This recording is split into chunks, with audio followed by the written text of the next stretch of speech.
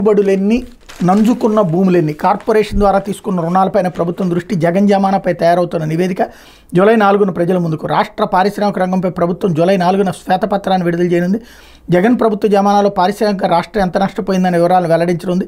గత ప్రభుత్వ హయాంలో ప్రత్యేక జీవోల ద్వారా చేసిన భూ కేటాయింపులు, పెట్టుబడులు, ఇతర వివరాలతో జగన్ ప్రభుత్వం పారిశ్రామిక రంగాన్ని ఎంతగా విధ్వంసం చేసిందో, దానివల్ల రాష్ట్రం ఎంతగా నష్టపోయిందో, పెట్టుబడుల ఆకర్షణ కోసం అప్పట్లో నిర్వహించిన సదస్సుల ద్వారా సాధించిన ప్రయోజనాలు ఏంటో ప్రభుత్వానికి వివరించేలా సమగ్ర నివేదికను అధికారులు సిద్ధం చేస్తున్నారు.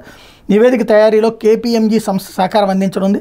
దీనిపై సీఎం దగ్గర చర్చించిన తర్వాత ప్రభుత్వం శ్వేతపత్రంగా ప్రజల ముందు ఉంచనుందని ఒక అధికారి తెలిపారన్నటువంటి వార్తని హైలైట్ చేశారు. చాలా మంచిది. అసలు పరిశ్రమలు ఒక్కటి రాలేదు అన్నటువంటిది ఇంతవరకు జరిగిన ప్రచారం. ఎన్ని పరిశ్రమలు వచ్చినాయి ఏంటి అన్నటువంటిది ప్రజలకు తెలుస్తుంది. వచ్చిందా రాలేదా గత 5 ఏళ్లలో, అంతకుముందు 5 ఏళ్లది కూడా రిలీజ్ చేస్తే అంతకుముందు 5 ఏళ్లలో ఎన్ని పరిశ్రమలు వచ్చినాయి, ఇప్పుడు ఎన్ని వచ్చినాయి, అంటే పర్మిషన్స్ ఎన్ని ఇచ్చారు, భూములు ఎంత ఇచ్చారు, అందులో ఎన్ని ఆచరణలోకి వచ్చినాయి, ఎన్ని పనిలో ప్రారంభించి పనులు జరుగుతున్నాయి, ఇది డీటెయిల్డ్గా సరిగ్గా ఇస్తే బాగుంటుంది.